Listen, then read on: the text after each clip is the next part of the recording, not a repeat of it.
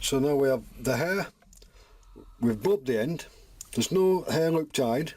Some people do have problems tying hair loops, but even if you're okay with them, this is actually a new way of doing things. It'll certainly save you a little bit of time.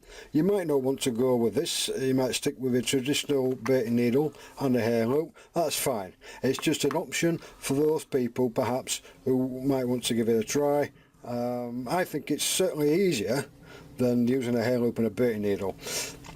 Some people don't get on with baiting needles, some people don't get on with hair loops. So this is an option, as I say. So what we'll do is, what we need to do now is we need to take a piece of bait like that. We've got a piece of meat, it's about an inch square, or well, it's not actually square, but it doesn't matter about the shape. You can actually whittle that away in any shape you want, really.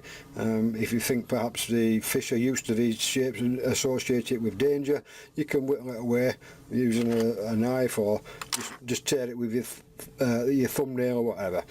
But just to show you for this demonstration purpose here now, we've got a piece of meat. This has been soaked in sack juice, and what we also need now is a tool called a sponge. Now this is also a traditional punch where you can punch meat and cheese, firm fruits, or anything like that, and what you do is it creates sausages. So then all you do is you create the bait falls out. You can use that for hooks, or you can just perhaps use it as we're going to do now for a sponge.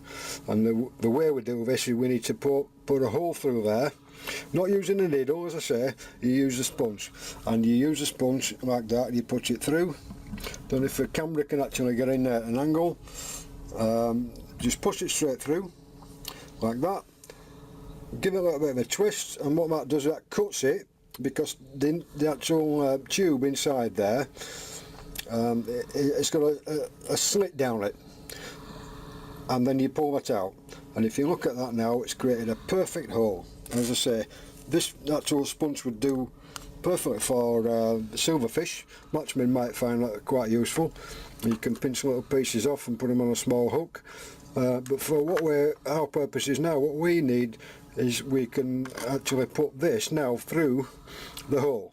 You can put it straight through if you want, like that, and it comes out the other side, or to attach the split stops, we put the split stops inside this tube here with the hair on. Now how do we attach the hair to the split stop?